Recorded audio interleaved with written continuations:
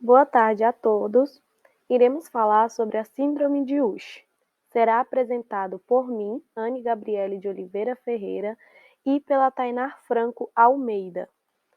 Nós iremos falar sobre essa genética rara e também complexa.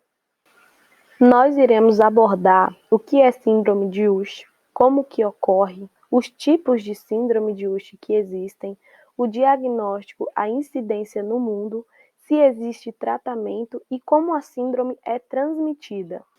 Agora nós iremos falar sobre o que é Síndrome de Usher, né? É uma condição que vai afetar a audição e a visão, e isso vai acontecer devido a um desenvolvimento anormal das células ciliadas no ouvido interno.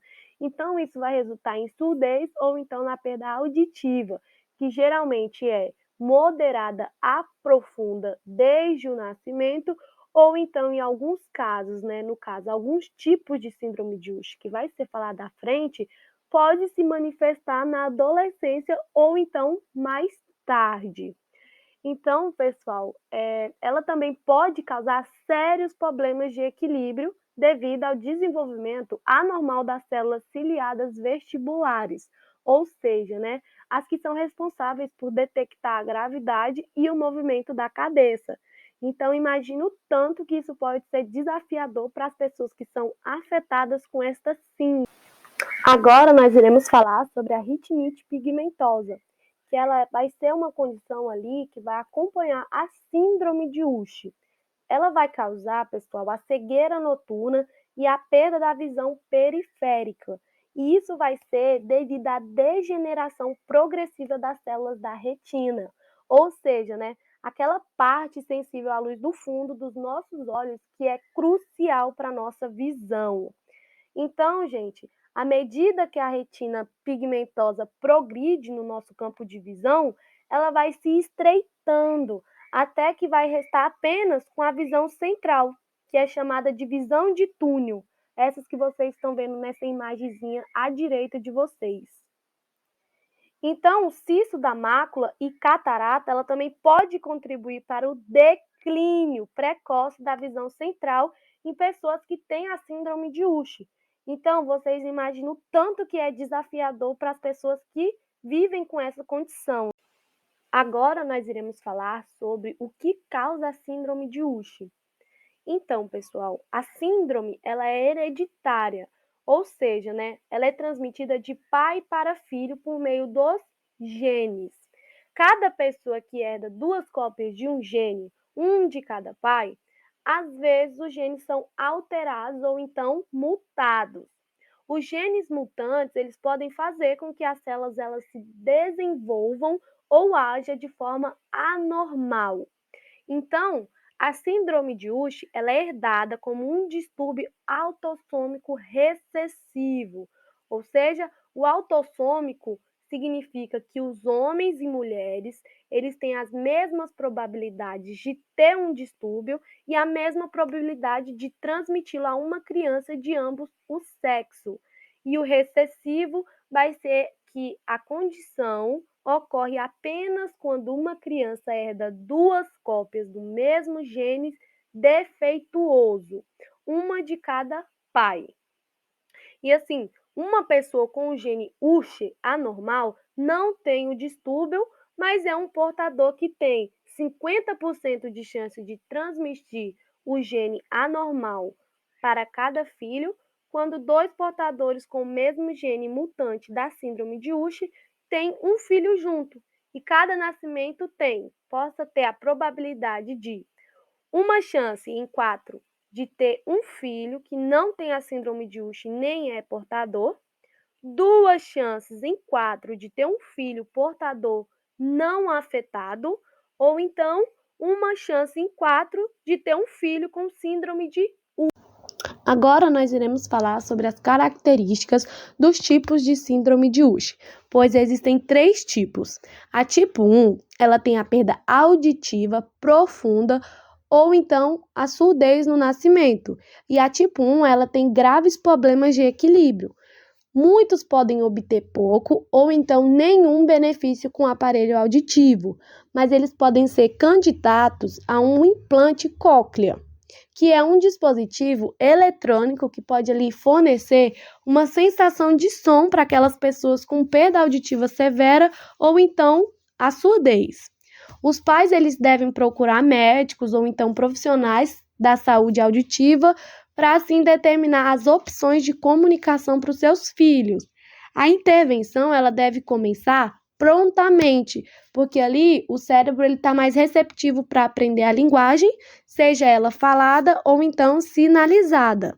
E o problema de equilíbrio que está associado a essa síndrome do tipo 1, ela atrasa o ato de sentar sem o apoio, andar raramente ocorre antes dos 18 meses, e o problema de visão com essa síndrome, ela começa antes dos 10 anos de idade, começando ali com a dificuldade para enxergar à noite, e assim vai progredindo para a perda severa da visão ao longo de várias décadas. Já a do tipo 2, ela nasce com a perda auditiva moderada a severa, mas assim, com equilíbrio normal. E embora a gravidade da perda auditiva varia, a maioria das crianças com essa síndrome do tipo 2, ela pode comunicar oralmente e se beneficiar dos aparelhos auditivos. A retinite pigmentosa, ela vai ser diagnosticada durante o final da adolescência, em pessoas que têm a síndrome do tipo 2. Já a do tipo 3, ela tem audição normal ao nascer. A maioria tem um equilíbrio normal e quase normal, mas algumas desenvolvem problemas de equilíbrio com a idade. E o declínio da audição e da visão, ela vai variar. As crianças que têm esse tipo 3, ela geralmente vai desenvolver uma perda auditiva na adolescência, necessitando então dos aparelhos auditivos no meio da idade adulta, e a cegueira noturna, geralmente ela também vai começar durante a adolescência. Os pontos cegos aparecem no final da adolescência e o início dos 20 anos. E a cegueira legal, ela geralmente ocorre na meia-idade. Bom, agora eu vou falar um pouco sobre o diagnóstico da síndrome de Usher.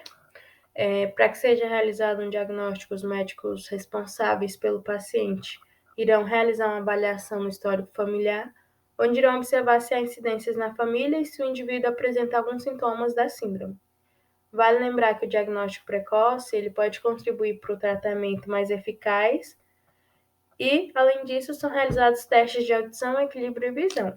Na visão, podem ser realizados exames de retina e análise da visão periférica, uma vez que os pacientes acometidos pela síndrome podem ter a visão periférica atingida. A retina ela é analisada para ver se há indícios da retinite pigmentosa, que é um dos sintomas da síndrome. Podem ser realizados também a eletroretinograma, que é um exame que analisa a resposta elétrica das células sensíveis à luz do olho na retina, e a videonistagmografia, que analisa os movimentos oculares involuntários para avaliar se aquele indivíduo está com algum problema de equilíbrio. Os médicos também podem solicitar o teste genético, que consiste em analisar se o indivíduo possui os genes causadores da síndrome. E quando criança, os médicos também podem realizar o exame da orelhinha, que detecta a surdez precocemente. Quanto à incidência no mundo da síndrome, a frequência é estimada de 3 a 10 em 100 mil pessoas em todo o mundo. A doença é considerada rara, mas é a maior causa da surdo-cegueira no mundo. Agora, para finalizar, eu irei falar um pouco sobre o tratamento, mas é importante ressaltar que a síndrome não tem cura, mas há algumas medidas que podem ser utilizadas como tratamento. Por exemplo, a adaptação de programas educacionais para as crianças diagnosticadas, a utilização de aparelhos auditivos e implantes cocleares. Esses implantes vão estimular diretamente o nervo auditivo através de pequenos eletrodos que são colocados dentro da cóclea e o nervo vai levar esses sinais para o cérebro. Este tipo de implante é utilizado em casos de pessoas com a surdez profunda, que não conseguem mais usufruir dos benefícios do aparelho auditivo convencional. As pessoas com síndrome de Usher, elas também podem ser ensinadas através de língua de sinais e braille. E também existem alguns estudos que a suplementação da vitamina A contribui para o retardamento da retinite pigmentosa. porém ainda estão sendo realizados estudos e os pacientes precisam verificar com seus médicos se há indicação da vitamina A para cada caso. Vale lembrar que essa suplementação não é indicada para pessoas que possuem o tipo 1 da síndrome, que foi os tipos que a Anne falou anteriormente. Aqui estão Então as é isso. referências Aqui estão as bibliográficas que foram usadas para este material para realizar o e nós trabalho. agradecemos a E vocês obrigada. pela atenção. Se caso houver Então é alguma isso. dúvida Aqui ou são as referências comentário, bibliográficas nós que nós estaremos à utilizamos disposição para para realizar o responder. trabalho.